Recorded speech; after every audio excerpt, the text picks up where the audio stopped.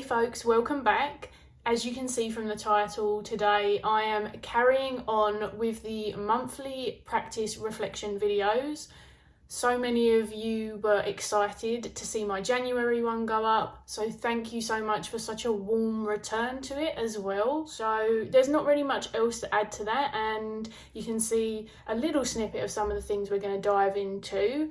I figured we will mix it up this time and we will go ahead and start with books. Diving into books then, I've got these Poems for the Tortured Souls, which actually I didn't read the back and it didn't occur to me, and then I read the back and laughed because this is done around Taylor Swift's album, so Folklore, Love, Heartache, Revenge, Peace. Usually when I see poetry books, the first thing I do is just open them and see how I'm feeling. As you can see from the back, it's got a variety of poets. So a selection: Emily Dickinson, Lewis Carroll, William Shakespeare. I read an Edgar Allan Poe piece in here.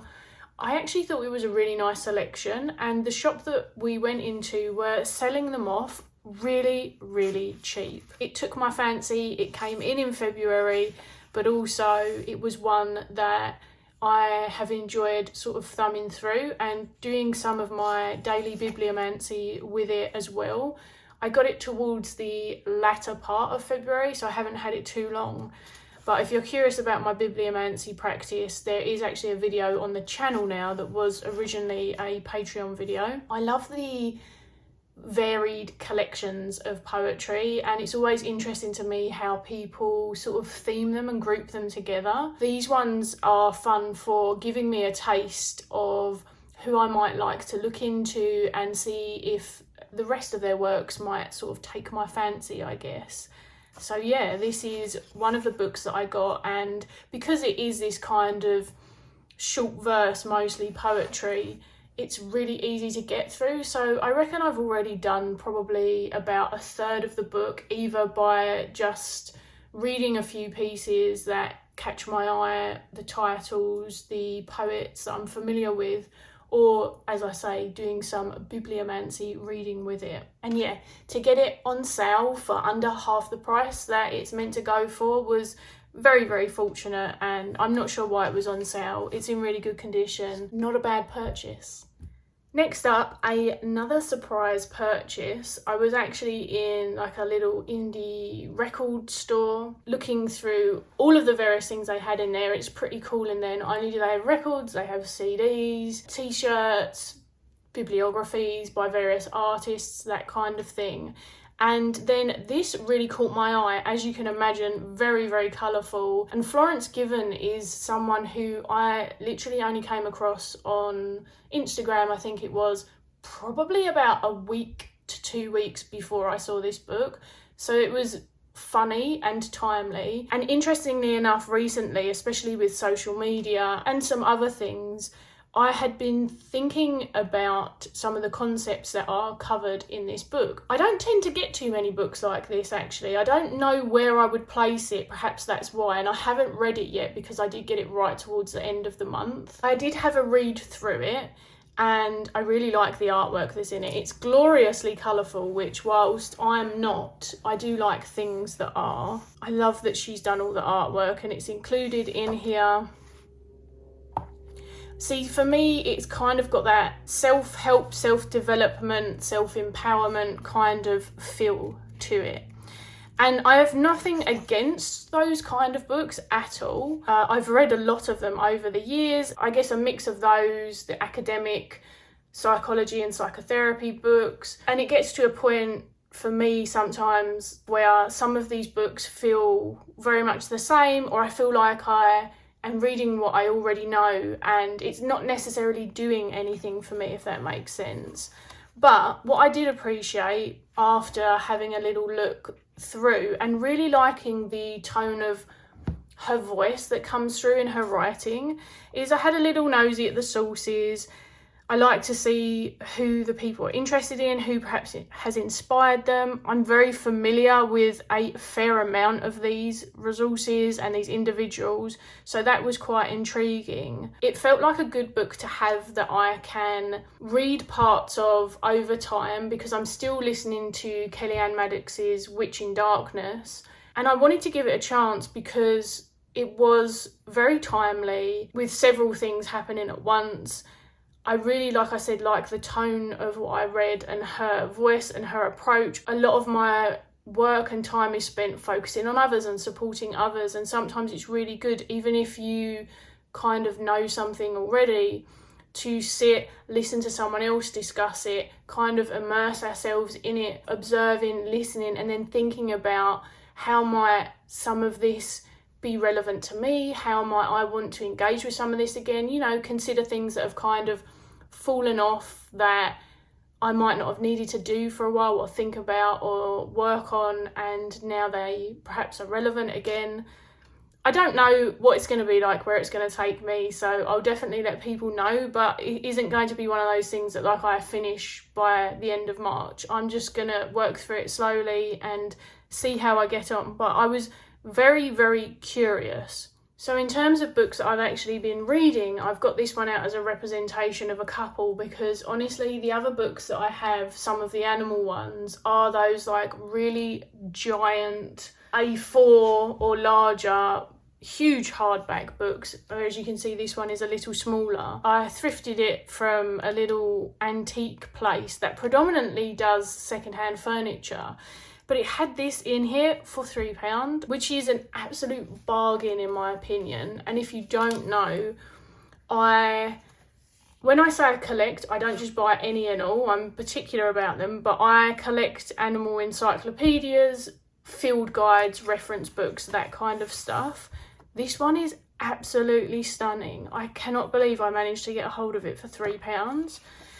And a lot of the months I end up immersed at some point in animal books, scientific animal studies online, like the kind of, I guess, essays and things, or sometimes veterinary articles. It depends on what the animal is. Animal news across the world, folklore. I'm basically diving into something animal every month usually, to just build upon my animal knowledge, because I do so much work with animals in my practice and obviously within the offerings on Patreon. And these books and materials and stuff are really inspiring, they're really helpful. The books obviously tend to have to be cross-referenced. I say obviously, if they're not new, we are literally finding out new things about animals all the time, and so something that can be considered factual can change in a really short amount of time actually. But I just felt like I would show this one because actually I hadn't shown it before, and I love nature photography of any kind, flora, fauna, you name it. But also, as I say, I have particularly been in my books this month. It's not always studying about the next animal I'm going to write about. It is just in general. I might have a dream about an animal. I might have someone mention one to me and realise I don't know much about them. Or I just get a call to go through and just see what I can learn, basically. It's just a good reflection of the animal nerdery, I guess, that I go through. I have done probably more animal studies this month. My practice has been quiet. I have done a few rituals in particular, but not as much divination. I mean, February is a really short month, right? And after January, which felt like 6 years, it really felt like the longest January I've had so far, to then come into February and realise that I hadn't prepared very well either, and I wanted to still offer my Patreons the same amount of content in March because I work a month ahead, and realised I just had less time for everything, lots of appointments to fit in and everything else. And so I think work, tending to my physical and my health stuff, took up so much time that any spare time I had, aside from, as I say, 2 sort of significant rituals and reading. It was kind of just getting out in nature and having a few more walks now that the weather's kind of a bit more up and down. So it's really frosty and cold today, but there have been a few days where it's been a bit easier for me to get outside. This would be a good one to show because it is a lot of what I do. I suppose we should move into decks because this is everyone's favourite portion usually.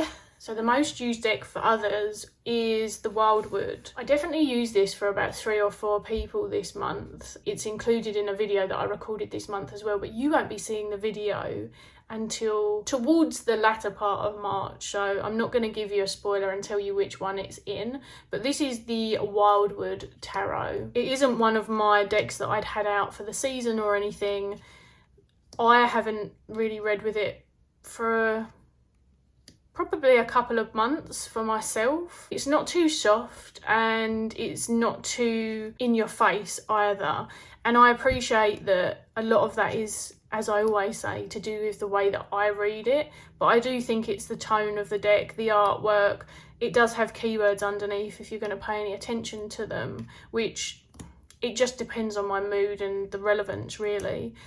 I freaking love this deck. I have spent a lot of time with it over the years, and it is actually the reason that I ended up parting with the Witchcraft either last year or the year before, because I just felt like I never went to the Witchcraft because I'm really bonded to the Wildwood. This one just makes a lot of sense to me. I think I said in the review I did a few years ago that it feels very homely to me and very familiar because of the landscape and where it's based and because of how I experience the seasons where I live.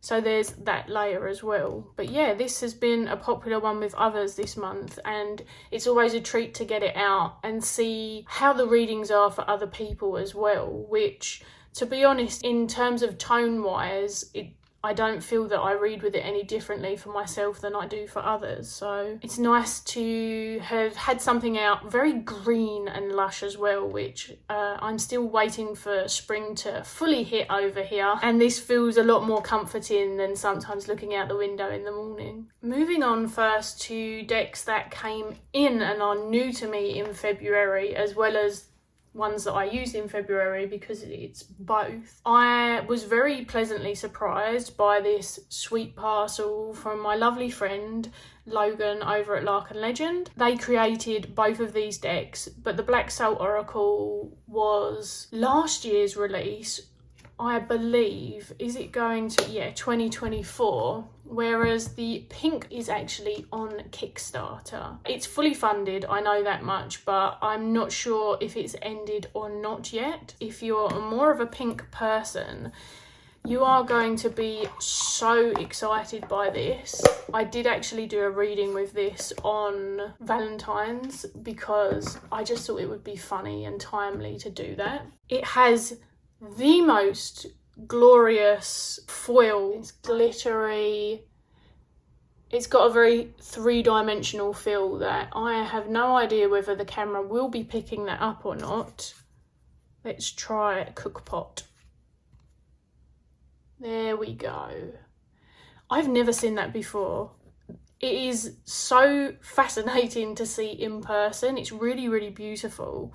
And one of the other things that stood out for me in this one, because it is different to the Black Salt, and perhaps I'll get that out in a second, is because it's the pink one, it has like a more multi-dimensional or layered facet to the backgrounds, and they change, so you're not always seeing the same thing.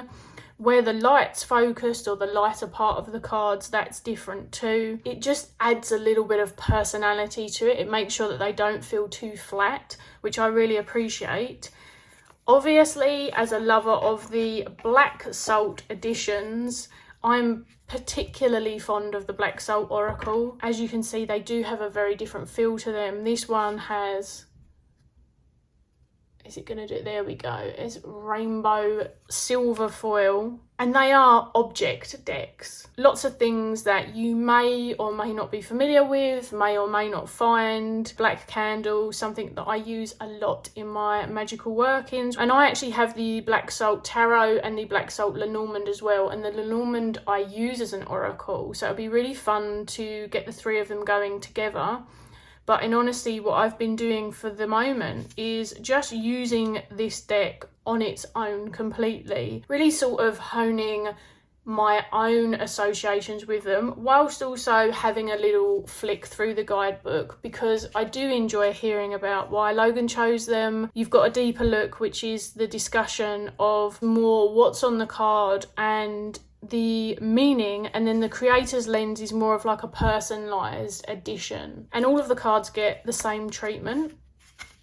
We've got spreads in there, and we've got a nice little table of contents, which the pink one gets exactly the same.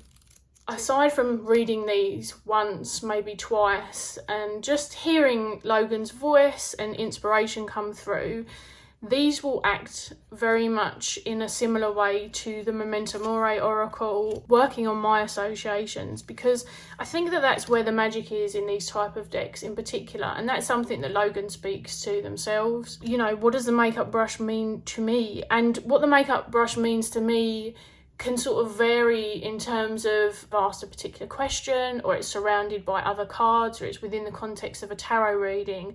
That's going to add so many nuances, and that's why I like the object decks in particular and the symbol decks. I really get to sort of weave a wonderful layer of intuition into them that it isn't prevented in other decks, but decks that have their keywords or phrases, it's just a completely different experience. This sort of stuff for me tends to be nowadays where my practice really soars, my divination, my intuition. And I think that the 𝗕𝗿𝗄𝗃 oracle is going to be a heavily featured one, because it's so different to the Memento Mori as well. And for me, whilst the Memento tends to be a lot more involved in sort of my ritual, spirit work, devotionals, ancestral stuff, the 𝗕𝗿𝗄𝗃 oracle, which could 100% be used for that, it gives me more of an everyday kind of connection, a rooted one. I will be curious to do some communication and some spirit work with it just to see what I think, see if it fits more in any other ways. But yeah, it has that everyday vibe to it, and I have had a lot of fun. I am so thankful that Logan sent these to me. This one has been getting a lot of my attention and gives me that kind of gothic unicorn vibe that I just live for. Then we have the surprise that I gifted myself. As I say, through February, I went through a lot of stuff. I was unpacking some more boxes from our move, just really trying to get stuff gifted, thrifted, or sold. I actually decided to put some of that money back into funding a tarot. If you are not familiar with this bag, which I was not expecting to get, I'll be honest, I just assumed that it would be the box, but it did come with the bag, which is just a beautiful tactile experience, and it came with a sticker too. I treated myself to the Children of Ostara Tarot. I have been aware of the creator's work for a while, and the 𝗕𝗲𝗃 deck, if it did come over to a UK stockist, I didn't see it, wasn't aware of it at the time, or didn't have the funds or whatever was going on. So this is the second of what is intended as a 8 tarot deck collection, I believe. So let's get this out of the box, and you do get the certificate of authenticity with it. Now it's still in order. I have only been through it twice, and then spent some time with the book, because the book was a part of one of the reasons that I was really intrigued by this. I think people are going to be surprised that I got this deck, and the reason being is the 𝗕𝗲𝗃 one is animal based and Ostara was flora. So lots of flowers and herbs, also some trees in there. I think it started with the Hedwig Botanical Oracle. And then whilst it wasn't sort of, when I say it's not overly planty, because it's got the keywords on it and because I have it mixed in with the animal deck, it wasn't really sort of forcing me to do plant stuff in a way that I didn't feel available for at the time.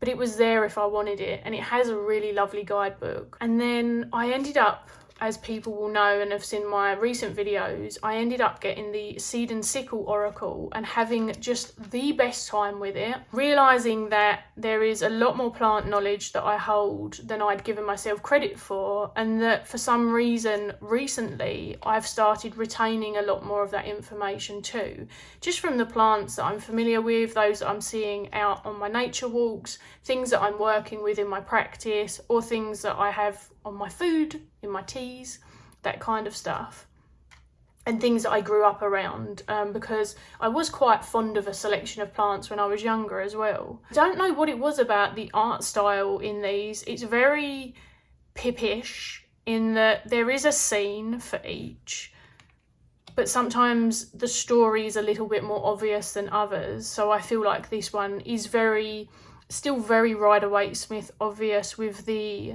beautiful rainbow and the way that the 10 cups are stacked, and these glorious roses, which straight away I associated with things to do with the 10 of cups as well, so that was fun. I don't know, I love the cultural diversity in the deck from the people perspective. There are fae beings in it, but you do see the cults, which are humans. And then the contrast of these really sort of beautiful scenes, it's that pippish nature. Like, these are sort of halfway for me between a more traditional pip and then a more traditional scenic deck. And actually it's a really sweet spot for me. I enjoy this halfway hybrid. It's good fun. Perhaps I'm just having my plant era, who knows?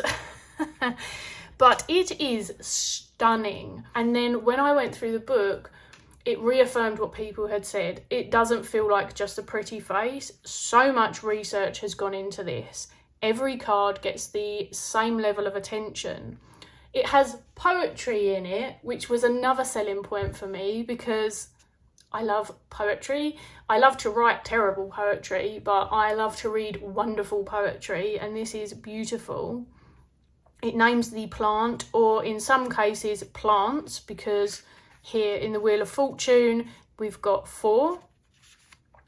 And then it goes into a really lovely meaning breakdown, which if there's an animal as well as a plant or a person or whatever it is, they are very specifically mentioned, and as to why they complement the card's overall meaning. And then we get a little breakdown here from the plant with the keywords, the upright and the reversed. It's so good that I've been reading it. And when I say reading it, literally sitting and reading through it. So it could have been in my book portion. It will be a guidebook, I feel, that not only helps me with my plant knowledge, but probably will be kept out for my own personal readings. I would also like to pull the cards and just read myself the poetry out loud. That's something that I find almost ritualistic. It just feels like a nice, sumptuous thing to sit down and do at my altar. I'm really happy with this, and because for the first time in a very long time, I had what I call a duff purchase, which I literally spoke about last month, and that is of course up for sale along with a lot of my other bits that I'm parting with. It was really nice to see this, research it, so there was research to it, but it was still more of a like, oh, suddenly it's become available in the UK, so it was quite a quick decision, and to be so happy with it, yeah, just was a relief, let's just say that. Moving on quickly to the only 2 decks that otherwise I predominantly used through February. As I say, I didn't do too many readings for myself. I actually had a loss during February. I don't know if that is when they died, but I found out that my aunt died in February, and because of the estrangement through the family, I have zero information about how recent, when. I was very close to my aunt when I was younger, and only was estranged from her sort of by proxy, because a lot of my family all fell out with each other. So we didn't fall out with each other, but obviously when you're like a teen and that happens, you can't just travel the globe to go and see, because she didn't live over here either. The news really hit me because I suppose not only is it my aunt, but it was someone who I had hoped to reconnect with and go and visit, and my health kind of had been hindering that process and not being able to get in contact with her and find her. When I found out about that, I ended up doing a ritual and diving into the Memento Mori, so that's what's in here for a part of that.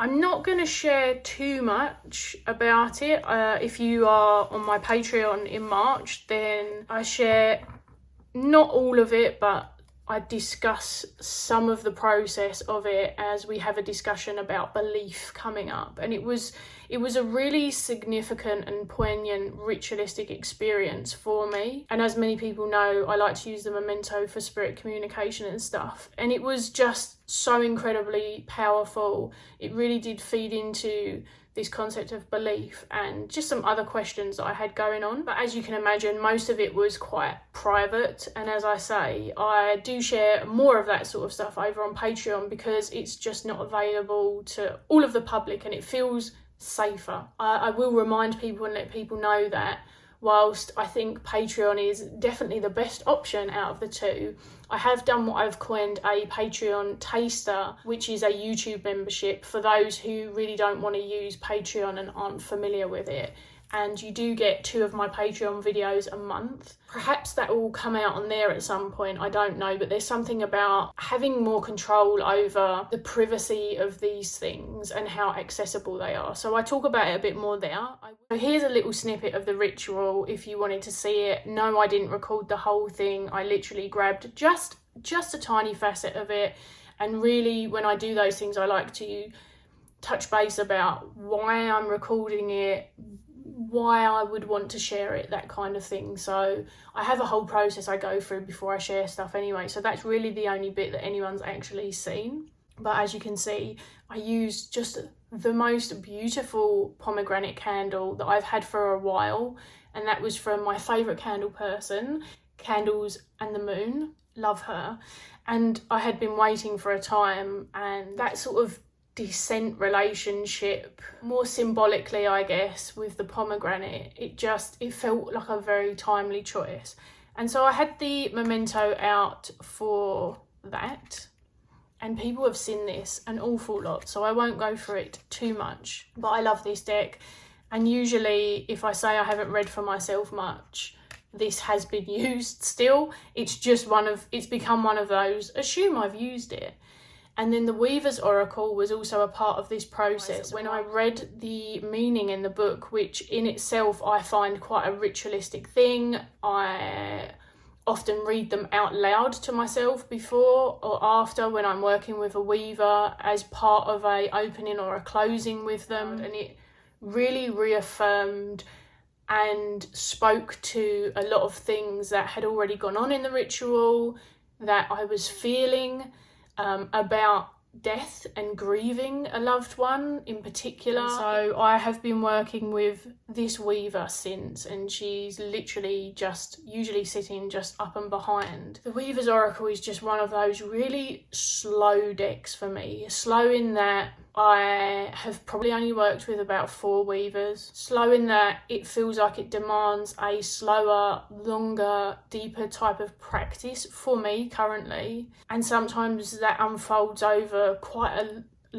a long duration of time as well. But it's really been enjoyable, and it feels really potent in its time. And it's interesting because I worked with the weavers quite a lot. Was it last year or the year before? I forget. And then towards the latter part of last year, I actually put them away. I moved towards the Compendium of Witches, which is a lot faster, I guess, you can use any deck how you want. In my practice, it's faster. And yeah, this was the first time that they'd come back out since. And it's just one of those things where all of a sudden it just feels like a weaver and their presence is kind of shouting from where they are in my bookshelf. It's so bizarre.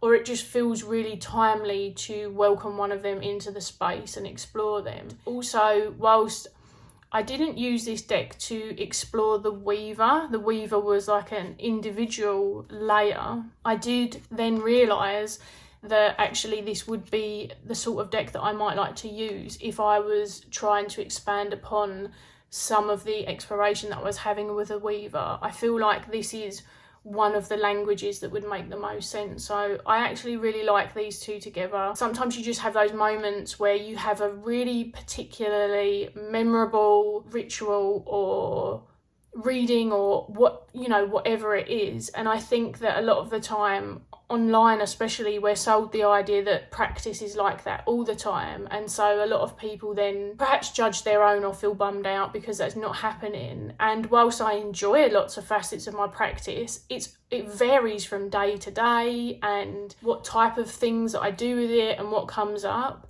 And so I do want to remind people of that, but also just to say it was like when I was in doubt and when I needed it the most, these came through in just a way that will have to be earmarked in like a journal and stuff as well over time, because it really had a beneficial impact on some of the things that were up for question, I suppose. And of course, I am still grieving, but I think that this helped me recognise why my grief was showing in the way it was as well. Yeah, I think I'm going to leave that one there because I could talk about it for hours. Just a few Misc mentions, I suppose, and then I guess I'll finish off with my little diary thing, but it's not that exciting, and we'll end.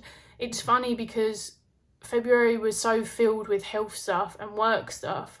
I didn't know that I'd have much to say, but I had some moments that really stood out, and I had a lot go on this month and a lot to process as well. So I suppose I've filled a lot of the time with that. I'm clearly quite rambly at the moment, but we're going to lean into it and just let it be what it is.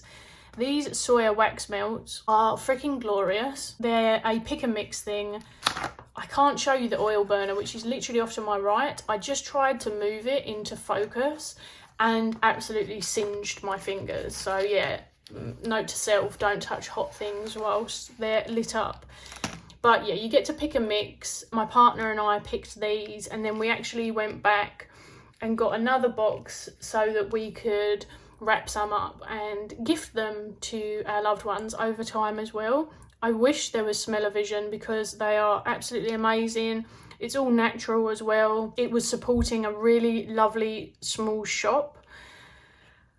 But I love the herb inclusions inside. And so what happens is, as you burn them, the ones that have the loose herbs in them as well kind of float around in there. And it just, I mean, it doesn't matter. It all smells amazing. But in terms of a visual, it's a beautiful visual as well. They last. I have had hours out of this one. It's gone through, which doesn't say a lot for my tea lights actually, but it's gone through about 6 of them, and I'm still using the one wax melt. I generally don't tend to buy candle stuff from too many other people other than my candle woman, who I've already shouted out. So it's, if someone else even grabs my attention, it's kind of a big deal. I got them in like this botanical shop that sells a lot of plant life and does a lot of plant educational stuff as well. And because I've had such a difficult time with scent and also with smoke since I got COVID in 2020, the first time, it's nice to be able to bring more of that back into my practice over time. Let's grab the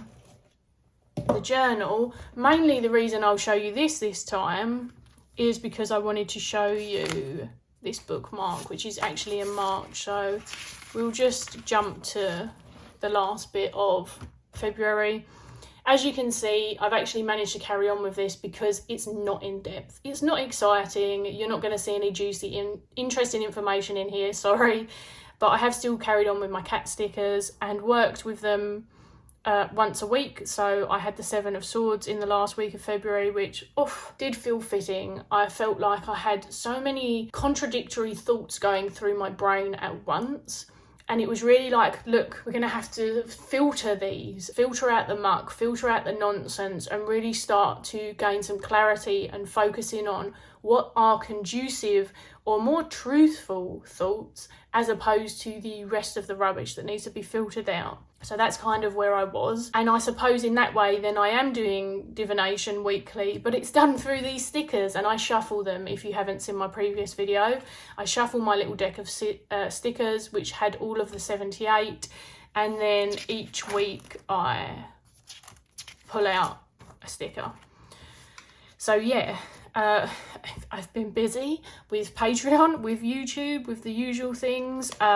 We had a lot of house malfunctions through the month, and I'm happy to say that they have been sorted. We had a bath leak, we had the boiler broke, and winter has been particularly bitter and cold over here. So whilst we were almost in 0 temperature, we had no heating for 5 or 6 days, I think it was. It was not fun. So as you can imagine, again, that's why a lot of my focus was just on health and work. But I have since added this glorious bookmark to it, which was also included in my little parcel from Logan. And these bookmarks are cards that are taken from the Black Salt Tarot, which is a glorious tarot deck. And this is one of the 2 cards that I find are my most common significators in terms of thinking about what I relate to the most, because I don't use significators in that I don't pull it out of the deck or anything like that. But in terms of cards that I connect myself to the most, the Page of Pentacles and the King of Cups. I have now this beautiful Page of Pentacles who has my bangs, which is very, very cool. And this is my bookmark. So what I've been doing is I've been using this to bookmark the week that I'm on, which obviously I'm not on this one anymore.